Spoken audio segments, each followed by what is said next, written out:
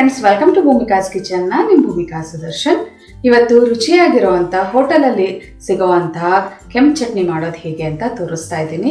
ಎಷ್ಟೊಂದು ವಿಧವಾದ ಚಟ್ನಿಗಳು ಮಾಡಿದ್ರು ಕೆಲವೊಂದು ಹೋಟೆಲ್ಗಳಲ್ಲಿ ಹುರ್ಗಡ್ಲೆ ಕೆಂಪು ಚಟ್ನಿ ಇರುತ್ತಲ್ಲ, ಅದಂತೂ ಭಾರಿ ರುಚಿಯಾಗಿರುತ್ತೆ. ಆ ಥರ ಮಾಡೋದು ಹೇಗೆ ಅಂತ ತೋರಿಸ್ತಾ ಇದ್ದೀನಿ. ಬನ್ನಿ ನೋಡೋಣ ಇದನ್ನು ಮಾಡೋದು ಹೇಗೆ ಅಂತ. ಕೆಂಪು ಚಟ್ನಿ ಮಾಡೋದಕ್ಕೆ ಮೊದಲು ಅರ್ಧ ಕಪ್ಪು ಹುರ್ಗಡ್ಲೆ, 1/4 ಕಪ್ಪು ಹಸಿ ತೆಂಗಿನತುರಿ, ರುಚಿಗೆ ತಕ್ಕಷ್ಟು ಉಪ್ಪು, 1/4 ಟೀ ಸ್ಪೂನ್ ಬೆಲ್ಲ, ಅರ್ಧ ಇಂಚು ಶುಂಠಿ, ಒಂದು 2 ಇಂಚಷ್ಟು ಹುಣಸೆಹಣ್ಣ ನೀರಲ್ಲಿ ನೆನೆಸ್ಬಿಟ್ಟು ನೀರು ಸಮೇತ ಹಾಕೊಳ್ತಿದ್ದೀನಿ, ಪುದೀನ ಒಂದು 7ರಿಂದ 8 ಎಲೆ, ಬ್ಯಾಡಗಿ ಮೆಣಸಿನ್ಕಾಯಿ, ಗುಂಟೂರು ಮೆಣಸಿನ್ಕಾಯಿ 3 ತೊಗೊಂಡಿದ್ದೀನಿ, ಅಥವಾ ನಿಮ್ಮ ಖಾರಕ್ಕೆ ತಕ್ಕಷ್ಟು.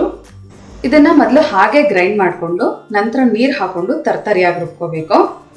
ಮೊದಲು ಹಾಗೆ ಒಂದು ಸ್ವಲ್ಪ ಗ್ರೈಂಡ್ ಮಾಡ್ಕೊಳ್ಳಿ, ಇಲ್ಲಾಂದರೆ ಮೆಣಸಿನ್ಕಾಯಿ ಪುಡಿ ಆಗೋದು ಸ್ವಲ್ಪ ಕಷ್ಟ ಆಗುತ್ತೆ ನೀರು ಹಾಕೊಂಡ್ರೆ.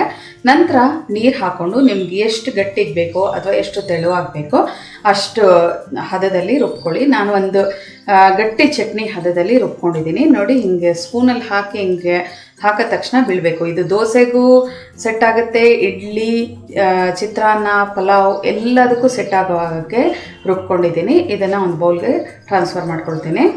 ಸರ್ವ್ ಮಾಡೋದಕ್ಕೆ ರುಚಿಯಾಗಿರೋಂಥ ಕೆಂಪು ಚಟ್ನಿ ರೆಡಿಯಾಗಿದೆ ನೋಡಿ. ಶುಂಠಿ, ಪುದೀನ ಎಲ್ಲ ಹಾಕಿರೋದ್ರಿಂದ ಇದನ್ನ ಬಾಯಿಗೆ ಹಾಕೊಳ್ತಿದ್ದಂಗೆ ಆಹಾ ಏನು ರುಚಿಯಾಗಿದೆ ಗೊತ್ತಾ. ಉಪ್ಪು ಹುಳಿ ಖಾರ ಲೈಟಾಗಿ ಒಂಚೂರು ಸಿಹಿ ಇರೋದ್ರಿಂದ ಉಪ್ಪು ಹುಳಿ ಖಾರ ಬ್ಯಾಲೆನ್ಸ್ ಆಗುತ್ತೆ.